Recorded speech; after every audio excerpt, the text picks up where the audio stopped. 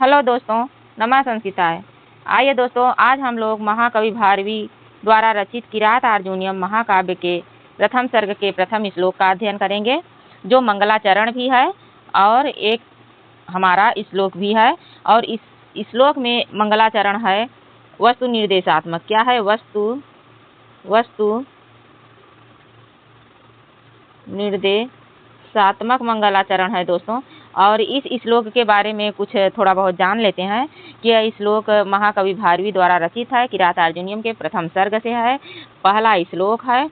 और इसमें महाकवि भारवी ने प्रसंग दिया है कि किस प्रसंग में है। तो एक बार धृतराष्ट्र के पुत्र दुर्योधन जो था, वह अपने मामा शकुनी के साथ मिलकर पांडवों के साथ छल कपट किया था, और छल कपट में उन्होंने जुआ खेलने का एक षड्यंत्र रचा था। और उसी षड्यंत्र में महाराज युधिष्ठिर को हराकर उनके चारों भाइयों को हस्तिनापुर से निकालकर वन भेज दिया था, और सारा राज अपने अधीन कर लिया था, अपने हाथ में ले लिया था।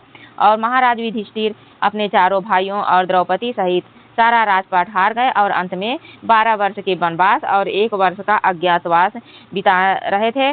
और उसी समय उन्होंने क्या किया कि एक द्वैत वन में रहने वाला, एक विचरण करने वाला, वन में विचरण करने वाला वनेचर को नियुक्त किया, और कहा कि जाके दुर्योधन के सारे राज कार्य को जो क्या कर रहा है, क्या नहीं कर रहा है, प्रजा का पालन कैसे कर रहा है, उसे जानने के लिए उन्होंने वनेचर को नियुक्त किया और कहा कि ये इसे समझ कर आओ। तो यह श्लोक उसी परिप्रेक्ष्य में है, और है कि श्रियः कुरूणामधिपस्य पालिनीं प्रजासु वृत्तिं यमयुक्तवेदितुं सवर्णलिङ्गी विदितः समाययौ युधिष्ठिरं द्वैतवने वनेचर।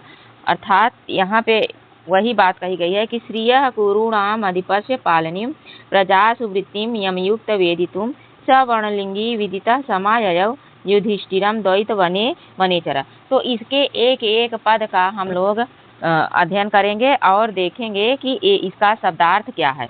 तो सबसे पहले श्लोक के माध्यम से देख लेते हैं, उसके बाद अन्वय के माध्यम से देखेंगे दोस्तों कि अन्वय के माध्यम से इसका पद छेद क्या होगा।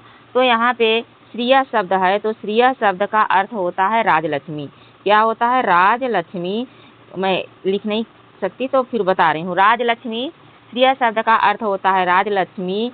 कुरुणाम जो शब्द है वह कुरु प्रदेश के लिए है। कहाँ का है? कुरु प्रदेश के लिए है। अधिपस से यहाँ जुड़ा है, तो अधिपस का अर्थ है स्वामी, यानी कुरु प्रदेश का स्वामी, कुरु प्रदेश का या कुरु जनपद का स्वामी। श्रिय यानी राजलक्ष्मी, कुरु प्रदेश का स्वामी राजलक्ष्मी का पालनीम यानी पालन पोषण करने वाला, प्रजाओं के विषय में, वृत्ति मतलब जानने के लिए, वृत्ति मतलब व्यवहार को, वेदितुम मतलब जानने के लिए, समझने के लिए। यम, यहाँ यम शब्द है, तो यम का बोध होगा कि जिसको यानी उस वनेचर को, वह किरात वर्णलिंगी को, ब्रह्मचारी को, यह यम शब्द वनेचर के लिए प्रयुक्त हुआ है। तो उसको जो नियुक्त किया गया है, उस वनेचर को जो नियुक्त किया गया है वह क्या है? वह वनेचर वर्णलिंगी यानी ब्रह्मचारी भेषधारी क्या हुआ है? विदिता मतलब जानकर, आयुक्त मतलब वापस आ गया है। कहाँ? युधिष्ठिर के पास द्वैत वनेचर, यानी वनेचर जो था वह सारा समाचार जान करके युधिष्ठिर के पास द्वैत वन में वापस चला आया है। और इसके व्याकरणात्मक टिप्पणी को देखेंगे। उसके बाद यहाँ पे पद छेद देखते हैं, यानी अन्वय है, ये है अन्वय। श्रियः कुरूणाम अधिपस्य पालनीं प्रजासु वृत्तिं यम अयुक्त वेदितुं सह वर्णलिंगी विदितः समाययौ युधिष्ठिरम द्वैत वनेचर। इसी को हम लोग जो है क्या किए हैं कि थोड़ा सा शब्दार्थ के रूप में यहाँ पे किए हैं। तो हम लोग इसको देखेंगे। श्रिय का मतलब होता है राजलक्ष्मी। क्या होगा दोस्तों? राजलक्ष्मी। तो किसकी राजलक्ष्मी? दुर्योधन की राजलक्ष्मी। कुरुणाम का अर्थ होगा कि कुरु प्रदेश यानी जनपद, कुरु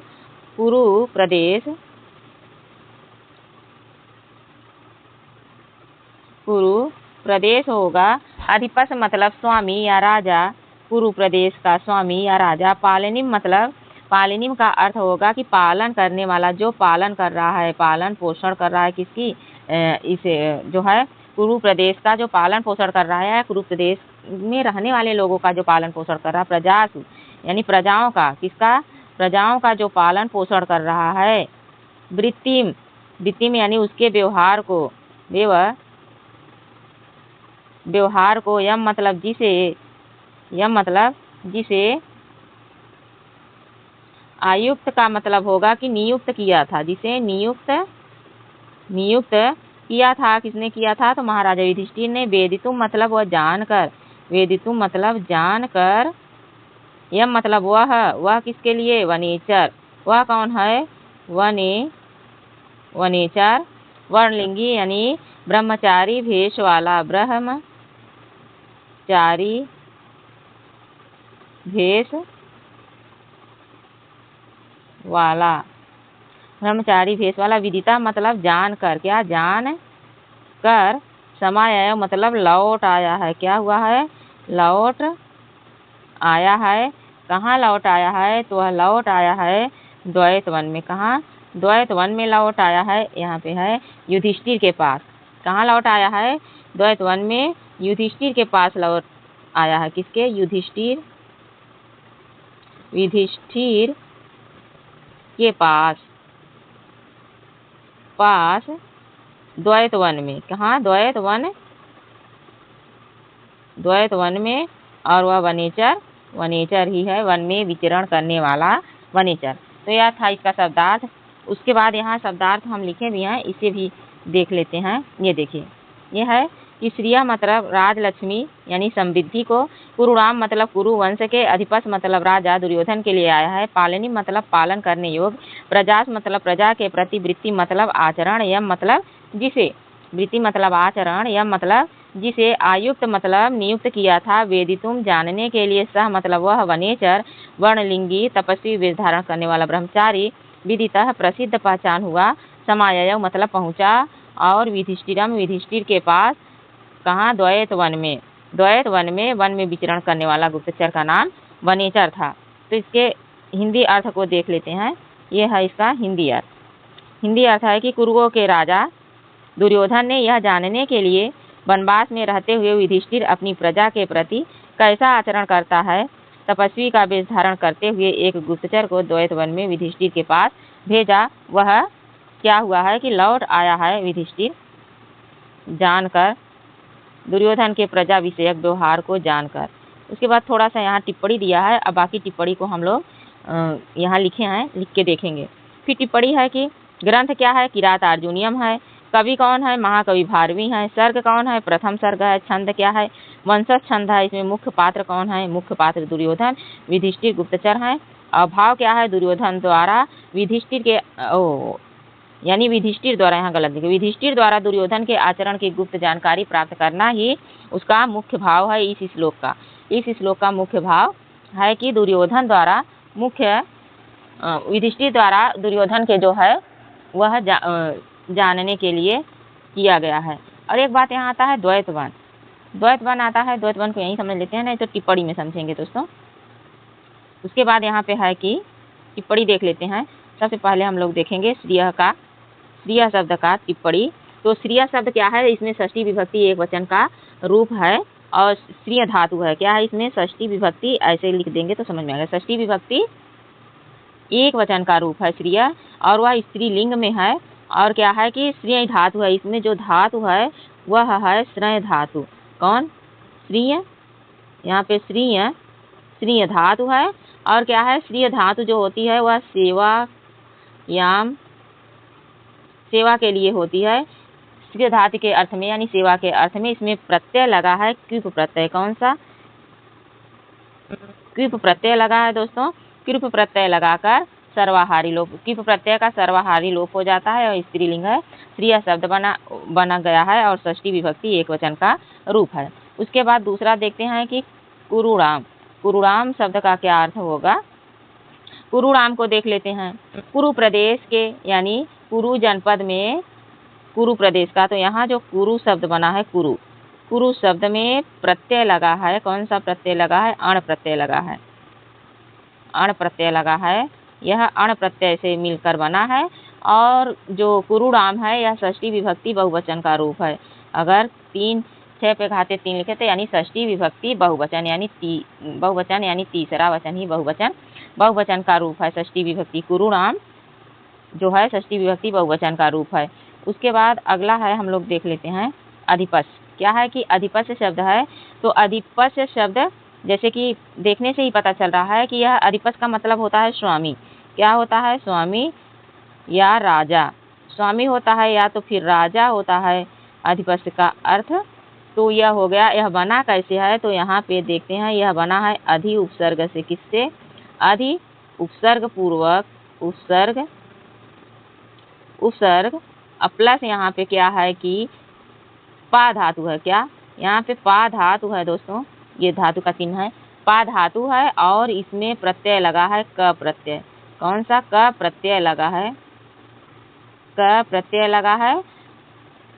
क प्रत्यय से षष्ठी विभक्ति एक वचन, ये भी षष्ठी विभक्ति एक वचन का रूप है जो बना है कि अधिपस्य। उसके बाद यहाँ पालिनिम शब्द आ जाता है। क्या आ जाता है? पालिनिम। यहाँ पालिनिम शब्द आ जाता है। पालिनिम को देखते हैं कि यह पालन करने वाली यानी पालनी का मतलब होता है पालन करने वाली। पालन करने वाली, पालन करने वाला या पालन करने वाली जो भी हो। और यह बना कैसे है? तो यह बना है पाल धातु जो होती है वह रक्षा करने के लिए होती है। किसके लिए होती है? जो पाल धातु होती है, पाल धातु यह रक्षा के योग में होती है, रक्षा करने के योग में होती है दोस्तों। और इसी कारण इसमें लगा है प्रत्यय, ल्यूट प्रत्यय लगा है। कौन सा? ल्यूट प्रत्यय लग गया है। ल्यूट प्रत्यय लगकर स्त्रीलिंग की विवक्षा में यहाँ पे गीप प्रत्यय भी लगा है। स्त्रीलिंग की विवक्षा में गीप प्रत्यय लगकर बन गया है द्वितीया विभक्ति एक वचन का रूप। यह बना है द्वितीया एक वचन का रूप बन गया है। कौन सा? द्वितीया एक वचन का रूप बन गया है दोस्तों। उसके बाद अगला शब्द होता है प्रजासु। प्रजासु शब्द है प्रजाओं के विषय में। क्या होता है? प्रजा क्या होता है दोस्तों कि प्रजाओं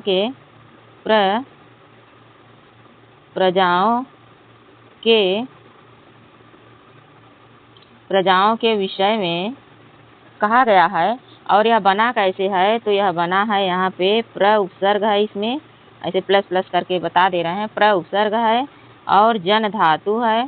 कौन सी? जन धातु है दोस्तों। उसके बाद यहाँ पे ड प्रत्यय लगा हुआ है और स्त्रीलिंग प्रत्यय यहाँ पे स्त्रीलिंग की विवक्षा में यहाँ पे प्लस बना के टाप प्रत्यय भी लग गया है। क्या? टाप प्रत्यय भी लगा है जिसमें सप्तमी विभक्ति का बहुवचन का रूप बन गया है। यह बना है सप्तमी विभक्ति बहुवचन। सप्तमी बहुवचन का रूप बना है। बहुवचन, ठीक, बहुवचन का रूप बन गया है। वृत्तिम शब्द है। यहाँ पे वृत्तिम शब्द है। इसे देख लेते हैं कि वृत्तिम शब्द कैसे बना है। यह है वृत्तिम शब्द। और वृत्तिम शब्द बना कैसे है? तो यह वृत्तिम का अर्थ होता है व्यवहार। क्या होता है? व्यवहार होता है दोस्तों। और यह वृत्त धातु से बना है। किससे? वृत्त धातु से बना है। और इसमें प्रत्यय कितन प्रत्यय लगा है। कौन सा? कितन प्रत्यय लगा है। और यह द्वितीया विभक्ति एक वचन का रूप है वृत्तिम। कौन सा? द्वितीया विभक्ति एक वचन का रूप है। एक वचन का रूप है दोस्तों। अगला जो हमारा शब्द है तो छोटे हो जाते हैं। यम शब्द है। तो यम शब्द उस वनेचर के लिए प्रयुक्त हो रहा है। यम का यानी जिस वनेचर को, किसको? जिस वनेचर को। और किस वनेचर को? जिसे महाराजा युधिष्ठिर ने नियुक्त किया था, उस वनेचर को। जिस वनेचर को, तो किस वनेचर को? जिसे महाराज युधिष्ठिर ने नियुक्त किया था दुर्योधन के प्रजा विषयक व्यवहार को जानने के लिए। उसके बाद अगला है आयुक्त। आयुक्त शब्द क्या है दोस्तों कि आयुक्त का मतलब नियुक्त किया। क्या? नियुक्त किया था या रखा था। नियुक्त। आयुक्त का मतलब नियुक्त किया था किसको, वनेचर को। और यह युज धातु से बना है, किससे, युज, इसमें युज धातु है दोस्तों। और उसके बाद लंग लकार प्रथम पुरुष एक वचन का रूप है। क्या है यह,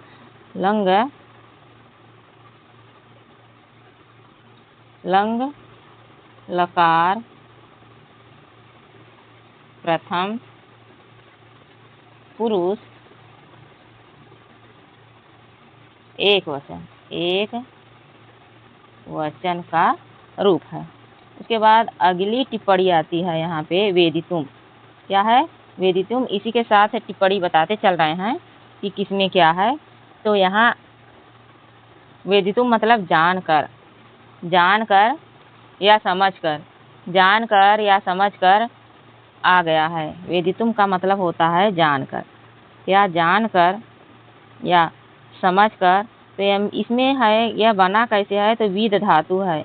क्या है यहाँ, विद धातु है और अक प्रत्यय है। क्या है, अक्त प्रत्यय है। और यह भाव अर्थ में प्रयुक्त होता है। जो अक्त प्रत्यय होता है यह भाव अर्थ में प्रयुक्त होता है। किसमें, भाव अर्थ में इसका प्रयोग किया जाता है, अर्थ प्रत्यय का। उसके बाद अगला हमारा टिप्पणी जो है वह स है। तो स शब्द किसके लिए प्रयुक्त किया गया है, तो वनेचर के लिए प्रयुक्त किया गया। किसके लिए, वनेचर के लिए। ये जो स शब्द है वह वनेचर के लिए प्रयुक्त किया गया है। वनेचर, और वनेचर शब्द में ट प्रत्यय है दोस्तों। क्या है, ट प्रत्यय है। और वनेचर बना कैसे है, तो चरेष्ट सूत्र से बना है। चरेष्ट सूत्र से बना है। और इसमें जो समास है वनेचर शब्द में जो समास है तो वह सप्तमी तत्पुरुष समास है। यानी सप्तमी अलुक तत्पुरुष। क्या, अलुक तत्पुरुष समास है। ठीक, यह है वनेचर के बारे में। ठीक, तो उसके बाद अगली टिप्पणी है यहाँ पे वर्णलिंगी शब्द जो है वह कैसे बना है। तो वर्णलिंगी जो शब्द है वह ब्रह्मचारी वेशधारी। क्या है, शब्दार्थ को देख लिए हैं तो शब्दार्थ नहीं देखते हैं। ब्रह्मचारी वेशधारी। और इसमें समास जो है, इसमें षष्ठी तत्पुरुष समास है। कौन सा, षष्ठी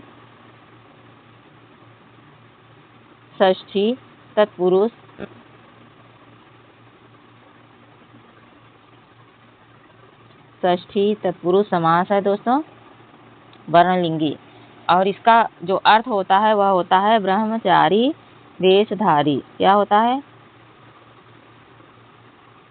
ब्रह्मचारी वेशधारी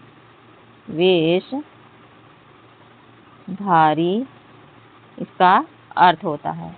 ठीक, उसके बाद अगला जो हमारा विदिता तो देख चुके हैं, और विदिता फिर से आ गया।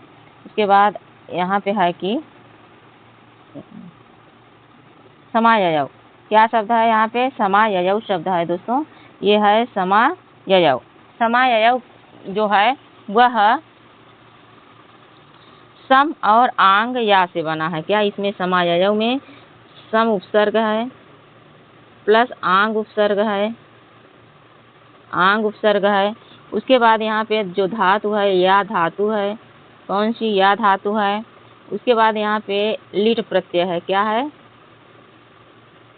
लिट, और लिट प्रत्यय नहीं, लिट लकार है। क्या है, लिट लकार है, सही से लिख नहीं है। लिट लकार प्रथम पुरुष का एक वचन है। क्या है, प्रथम पुरुष एक वचन। इसे समझिए, प्रथम पुरुष का एक वचन है समाययव। लिट लकार है, इसमें लिट लकार है। इसमें समाययव में लिट लकार प्रथम पुरुष एक वचन का रूप है। सम और आंग उपसर्ग है, या धातु है। ये का नहीं, या धातु है। उसके बाद विधिष्ठिरम कैसे बना है, विधिष्ठिरम शब्द जो है वह बना है युधिष्ठिर के समीप, यानी युधि संग्राम में स्थिर इति युधिष्ठिर। इस बना कैसे है, तो नहीं, इसमें समास पूछता है कि युधिष्ठिर शब्द में कौन सा समास है। तो युधि संग्राम में स्थिर इति। क्या है, युधि संग्रामे युधि संग्रामे स्थिरः युधि संग्रामे स्थिरः बन गया है। तो सप्तमी तत्पुरुष समास है। इसमें क्या है? सप्तमी तत्पुरुष समास है। क्या? सप्तमी तत्पुरुष समास है। ठीक। उसके बाद अगला शब्द जो हम लोगों का आता है वह आता है द्वैतवन। क्या होता है द्वैतवन? क्या है द्वैतवन का? सबसे पहले अर्थ देख लेते हैं कि द्वैतवन का अर्थ जो होता है वह चली गई है शोक मोह, जहाँ से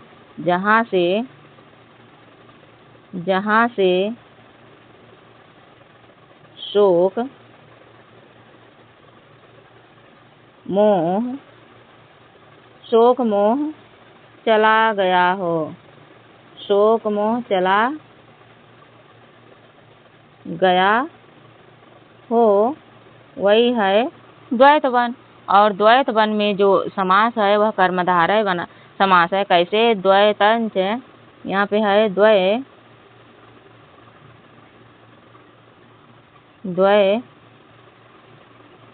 द्वैतंच और द्वैतंच तद वनंच। क्या? वनंच, द्वैतंच तद वनंच इति द्वैतवनम। क्या हो गया? द्वैतवनम। तो इसमें समास हो गया कर्मधारय। कौन सा?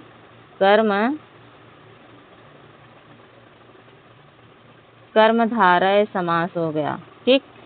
तो द्वैतवन में कौन सा समास है पूछे तो कर्मधारय समास हो जाएगा। अगला शब्द हमारा बना है वनेचर। अगला शब्द क्या बना है? वनेचर। और वनेचरत इति वनेचरः। क्या होता है? वनेचरत इति वनेचरः। इसे अभी वहाँ पे देख लिए हैं। वनेचर में ट प्रत्यय है और चरेष्ट सूत्र से है।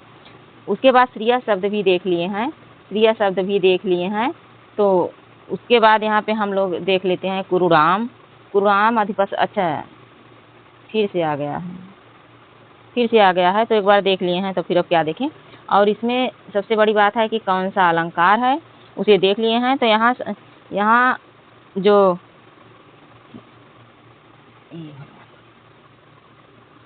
इसमें वस्तु निर्देशात्मक मंगलाचरण है। क्या है? वस्तु निर्देशात्मक मंगलाचरण है। वस्तु निर्देशात्मक मंगलाचरण है। ठीक। प्रथम श्लोक में सर्वप्रथम श्रिय शब्द आया है। इसीलिए किस लिए? श्रिय शब्द के कारण इसमें मंगलाचरण हो गया है और सीधे टॉपिक पर बात की गई है, इसलिए वस्तु निर्देशात्मक हो गया है।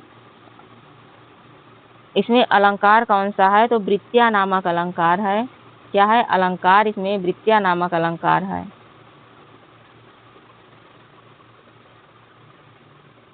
कई बार आगे में क्या है? इसमें वृत्त्या नामक अलंकार है। किसमें? अलंकार क्या है तो देख लेते हैं। यहाँ पे अलंकार क्या है? अलंकार वृत्त्या अलंकार है। कौन सा? वृत्त्या अलंकार। अब वृत्त्या अलंकार होता है क्योंकि उसी शब्द की, तो यहाँ पे प्रजासु प शब्द की और व शब्द की, किसकी? व शब्द की आवृत्ति हुई है। क्या हुई? दोनों की आवृत्ति हुई है, बार बार आया है। जैसे हम लोग इस श्लोक में देखे हैं, प्रजासु और वृत्तिम, पालनीम और प्रजासु 2 बार आई है। और यहाँ पे वृत्तिम आया है, वेदितुम आया है, सवर्णलिंगी आया है और विदिता आया है, वने वनेचरः। इसी कारण यहाँ पे हो गया है। और इसमें जो छंद है, छंद क्या है? तो छंद इसमें वंशस्थ छंद है। क्या? वंशस्थ छंद है। और 1 से लेके, कहाँ से? 1 से लेके 44 तक यही छंद है। इसका लक्षण भी देख लेते हैं। तो इसमें इसका लक्षण बताया गया है कि लक्षण है जतौ तु वंशसमुदीरितं जर जतौ तु वंश समुदीरितं जरौ जतौ तु वंशस्थ मुदीरितं जरौ। इसमें जो जगण तगड़ जगड़ रगड़ होता है, क्या होता है? जगण जगण तगड़, फिर जगड़ जगड़ है दोस्तों, जगड़ और रगड़ होता है, क्या? रगड़ रगड़ होता है। तो यह था प्रथम श्लोक का। प्रथम श्लोक में ज़्यादा टाइम इसलिए लग गया कि थोड़ा सा मंगलाचरण वगैरह बताना था। तो ये प्रथम श्लोक था हम लोगों का, और आशा करती हूँ कि आप लोगों को समझ में आया होगा। अगर अच्छा लगे तो वीडियो को लाइक शेयर कमेंट करें, और चैनल पे नए हो तो सब्सक्राइब करें दोस्तों, ताकि आप लोगों के पास नोटिफिकेशन जाए और हम सब इसका लाभ उठाएं, तैयारी करें। धन्यवाद। नमः संस्कृताय।